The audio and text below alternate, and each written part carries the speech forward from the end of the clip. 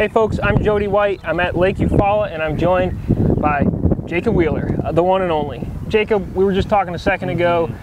You said you really don't think you figured out how this is going to be won yet. No, I mean, there's so many different things going on, and the field's really going to spread out. That's what's so awesome about this lake. You know, there's fish offshore, there's fish in between, there's fish on brush, there's fish shallow, and so there's really a lot of things to be done. And I fished all those ways, you know, throughout these last 2 days of practice, and really haven't figured out one way that I feel like you could totally commit to and win. All right. Now, the offshore deal, you seem, last time here you fished shallow and you concentrated on that. Did you think about throwing all your eggs in the offshore basket to try and replicate what Randy Haynes did last time? Without a doubt, I definitely felt like, especially later in the year, a lot warmer, it's more earlier spring, these fish should be further along, so I was thinking, okay, yeah, I mean, that's what I'm going to do, and I actually put 8 hours on my Evinrude the first day idling, looking for them, and really did not find what I was looking for. You know, the thing about Eufaula, and you have to understand the history on it, it's always been known as a good ledge lake, but back in the 90s, there was a lot more barge traffic, which meant there's a lot more current.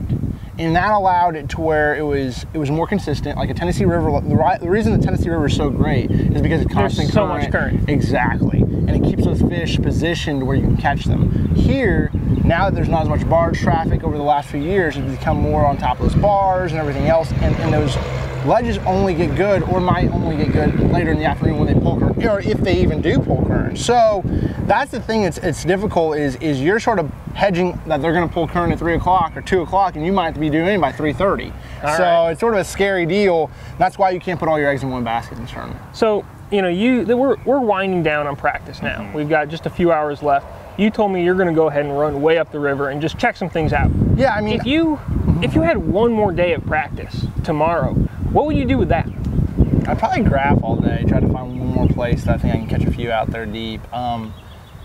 I'm just really, I mean, I fish from the dam to, you know, up the river a pretty decent ways, and you know, I'm just trying to sort of get a feel to where whenever the conditions hit, you know, we're supposed to have some rain in the tournament. So I'm trying to figure out, hey, whatever the conditions do, what do I need to do to change, you know, with those conditions? And so let those conditions dictate what I do in the tournament. And that's sort of what I'm trying to figure out. But, you know, have fish all over the lakes where if I get a few bites doing something, I can run with it and catch them that way. All right, and then the last thing, you know, we've been talking to a lot of guys, and it seems like it might be a little bit tougher than last time. What do you think it's going to take, I guess, you know, winning weight? Are we going to see somebody equal what Haynes did, or is it going to be more, you know, maybe I think it's going to be around 60 pounds, you know, probably 65, 70 pounds. I mean, they're still going to catch them. You know, there's definitely some fish out there off the bank. The water's been dropping and falling. I feel like they're going to catch them pretty good off the bank. But the thing is, you might only get 7 bites out there. And that's the scary thing about it. So I definitely think the weights are going to still be pretty good. You know, last year, I look back 2 years ago when I fished here and look at how I fished shallow and everything else, and it was just one of those things that you just have to really, you know, it was tough to get bit for me. So it's still pretty tough, and you just got to really try to figure out what's going on, and we'll see what happens. All right, well, good luck out there the last couple hours of practice, and of course, once the tournament starts. Thanks a lot, man.